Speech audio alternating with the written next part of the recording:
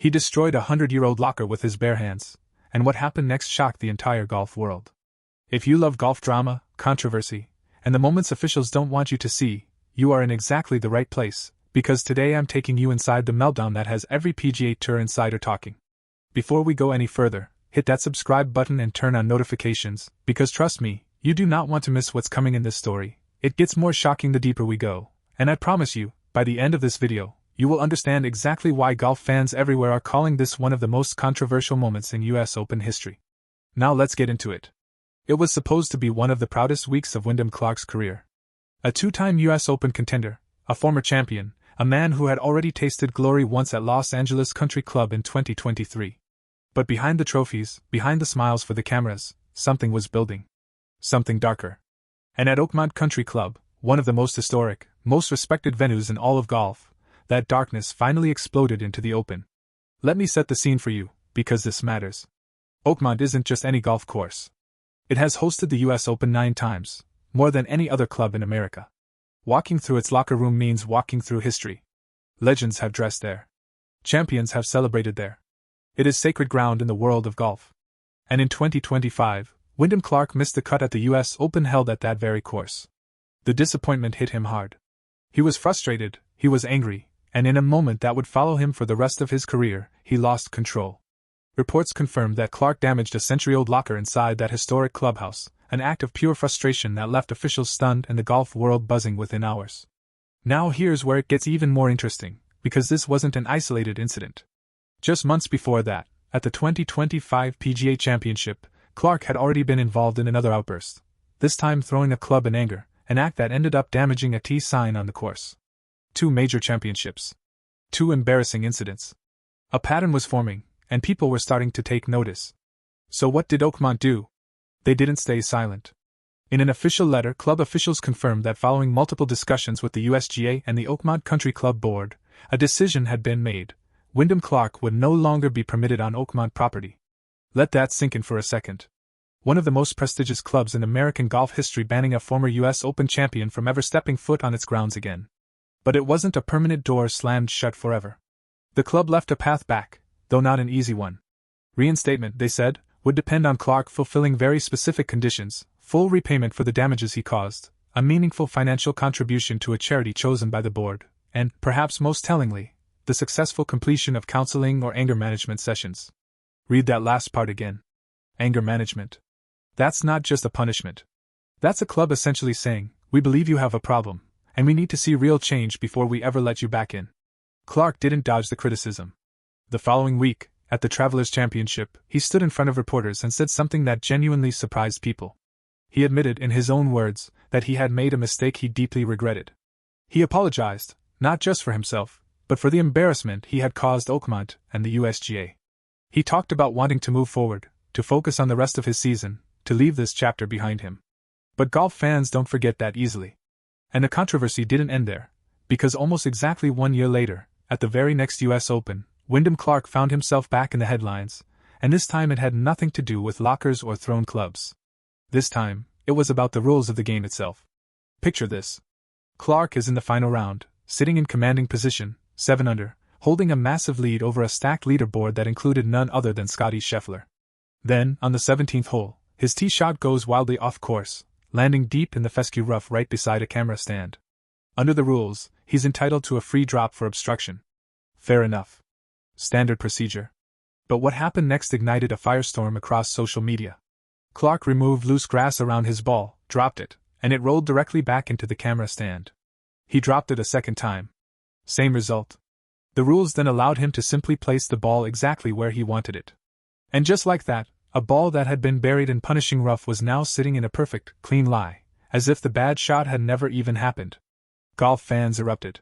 On social media, the reactions were brutal. One fan wrote that Clark had essentially manufactured the outcome, intentionally engineering the drop so it would land back near the stand. Another accused him of going, in their words, full lawn care service on the situation, calling it egregious and saying the USGA themselves should feel embarrassed for allowing it. The anger wasn't really directed at Clark for breaking a rule, because technically he hadn't. The anger was directed at how perfectly the rules seemed to bend in his favor, at a moment when the entire tournament hung in the balance. And that's the brutal irony sitting at the center of this entire story. A man with a documented history of smashing lockers, throwing clubs, and being banned from one of golf's most hallowed grounds, somehow ends up benefiting from a controversial ruling that nearly every fan watching felt crossed the line. The same governing body that had quietly supported banning him from Oakmont property just months earlier was now facing accusations of letting him skate through a major championship on a technicality that conveniently worked in his favor. Insiders who know the inner workings of the USGA say this entire saga reveals something larger than just one player's temper. It exposes the tension between protecting the integrity of historic clubs like Oakmont and the reality that elite athletes, especially ones with championship pedigree, often get chance after chance that an average player never would. Would a journeyman pro who smashed up a Oakmont locker have been given the same path to redemption? Would a lesser-known name have had officials publicly discussing counseling and reinstatement conditions instead of just handing down a permanent ban? These are the questions that golf insiders are quietly asking right now, even if nobody wants to say it directly into a microphone. What's clear is that Wyndham Clark's reputation has become one of the most complicated in modern golf. He's a two-time major contender with the talent to compete at the very highest level, that much nobody disputes. He's also a man who has, in the span of about a year, been involved in club throwing, locker smashing, an official property ban from one of the sport's most storied venues, and a controversial rules situation at the very next US Open that left fans furious. For someone with that much talent, this is exactly the kind of narrative that can define a career, for better or for worse, depending on what comes next. So where does this leave him going forward? Clark currently sits well outside the top tier of world rankings compared to his peak, struggling for consistency on tour, with his form dropping at a time when scrutiny on his behavior has never been higher. Every shot he hits now is being watched a little closer. Every reaction, every club toss, every moment of visible frustration is going to be analyzed, clipped, and shared within minutes. The margin for error that he once had as a rising star has shrunk dramatically. One more incident, fans are already saying, and it won't just be Oakmont shutting its doors. It could be sponsors. It could be tournament invitations. It could be the kind of reputational damage that follows a golfer for the rest of their career, no matter how many trophies sit on the shelf. And that is the real story here. Not just one bad moment at one prestigious clubhouse. Not just one controversial drop on one dramatic Sunday. It's the story of a talented athlete standing at a genuine crossroads, with the golf world watching closely to see which version of Wyndham Clark shows up next. The champion who once conquered Los Angeles Country Club, or the man whose temper keeps threatening to overshadow everything he's worked for.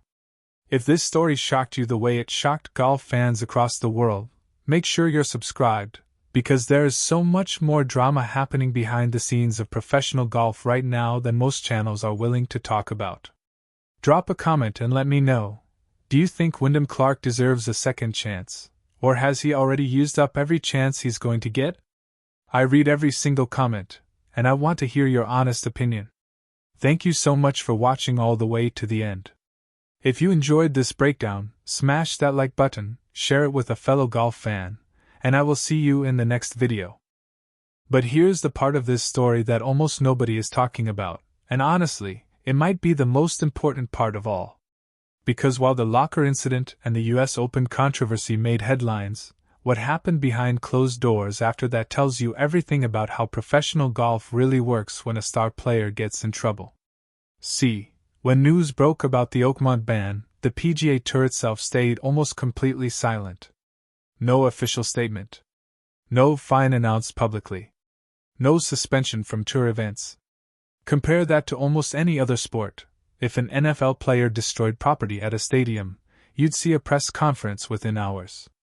But in golf, this is handled quietly, behind closed doors, through private letters between clubs and players. And that silence speaks volumes about how the sport protects its biggest names. Insiders who cover the tour regularly point out that Wyndham Clark isn't just any player. He's a two-time major contender, someone with serious commercial value, sponsorship deals, and a name that sells tickets.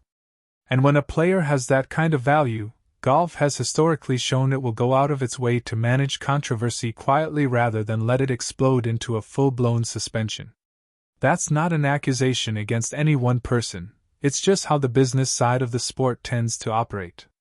Now let's talk about the locker room incident itself, because there's a detail people often miss. Oakmont didn't just say, "Leave and never come back." They actually laid out a very specific path to redemption, full repayment for the damages, a donation to a charity chosen by their board, and completion of counseling or anger management. Think about what that really means. The club wasn't just punishing him. They were essentially trying to push him toward real personal change. That tells you they saw this as more than a one-time outburst. They saw a pattern that needed addressing. And remember, this wasn't his first incident either. Just months earlier, at the PGA Championship, Clark had already thrown a club in frustration, damaging a T sign on the course. 2 major championships. 2 outbursts. That's the pattern that pushed Oakmont to act the way they did, rather than just brushing it off as a one-time mistake. Now fast forward to the very next US Open, and that's where things get even messier. Because right when fans were starting to give Clark the benefit of the doubt, right when he was saying all the right things about moving forward and learning from his mistakes, he ends up in the middle of one of the most debated rulings in recent major championship history. The ball dropped near the camera stand. The 2 attempts. The perfect lie that just so happened to land him in ideal position during the final round of a major he was leading. Now here's something worth thinking about. Technically, under the rules of golf, what Clark did was completely legal. He didn't cheat. He didn't break any official rule. But golf has always prided itself on something deeper than just the rulebook. It's a sport built on the idea of honor, of playing the game the right way, even when the rules technically allow you to do something that doesn't feel right. And that's exactly why so many fans reacted the way they did. It wasn't about legality. It was about the spirit of fair competition, and whether Clark, given his recent history of losing his temper and his composure, deserved the benefit of the doubt in a moment that conveniently worked entirely in his favor. So now you have this incredibly complicated picture of a player. On one hand, he's undeniably talented, a former US Open champion, someone who can absolutely compete with the best in the world when he's playing his best golf.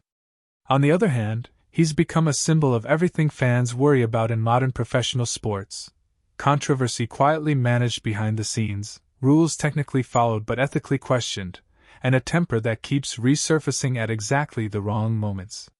And here's the question that really matters going forward. Golf has a long memory. Fans don't forget. Sponsors don't forget.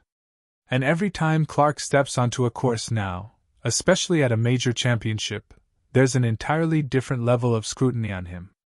Every club toss gets clipped.